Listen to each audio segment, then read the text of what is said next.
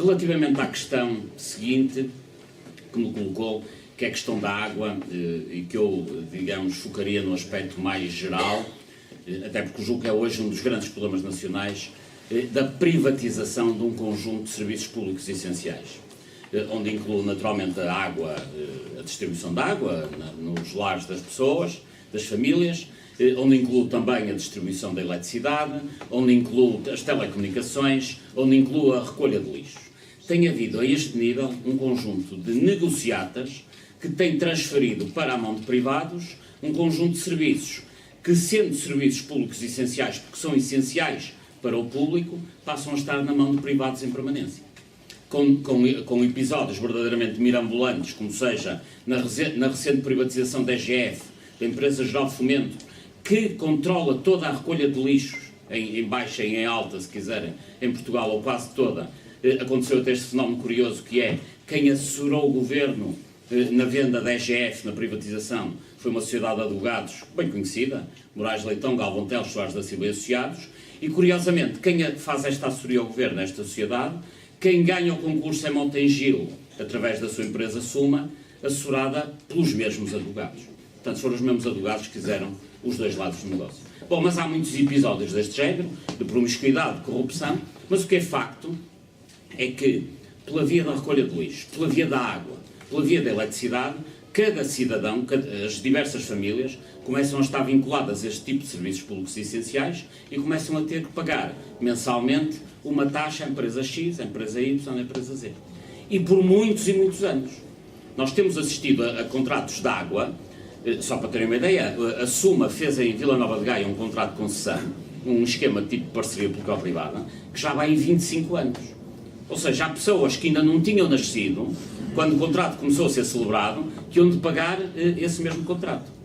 Só para terem uma ideia, bem recentemente em Braga, a AGER, que aliás é uma empresa que gera a distribuição de água, que é uma empresa, apesar de ser municipal, mas tem um acordo parasocial com acionistas privados.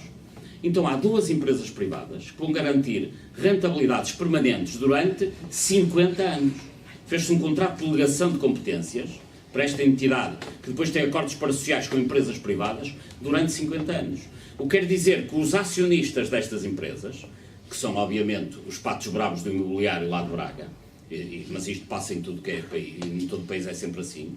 Portanto, estes cavalheiros, que são hoje administradores dessas empresas, garantem para eles a exploração dos barcarenses atualmente, que irão pagar através da fatura de água aquela rentabilidade, e pagam de uma de duas coisas, que é ou compram água e pagam como consumidores, ou se não comprarem a fatura que está previsto, pagam através de compensações pagas pela Câmara de Braga e pagam como contribuintes. Portanto, são sempre os cidadãos que, ou como consumidores, ou como contribuintes, vão sempre pagar aquela fatura enorme.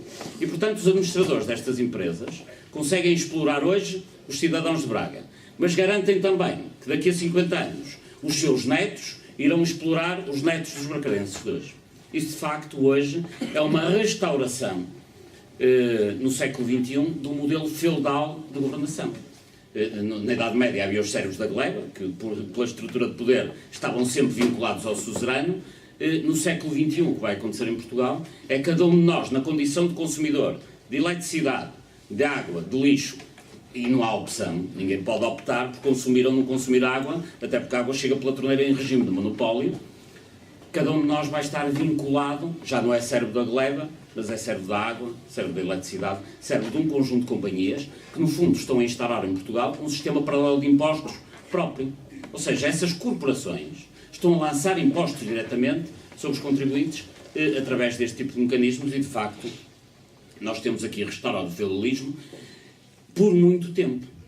E aqui, para concluir mesmo, é a democracia que periga. Porque quando alguém que tem um mandato numa Câmara por 4 anos vincula a despesa das famílias daquele município por 50 anos, está a exorbitar, obviamente, o seu mandato.